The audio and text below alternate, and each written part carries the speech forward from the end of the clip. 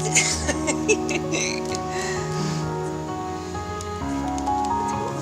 has come down. I mean, isn't the light gorgeous?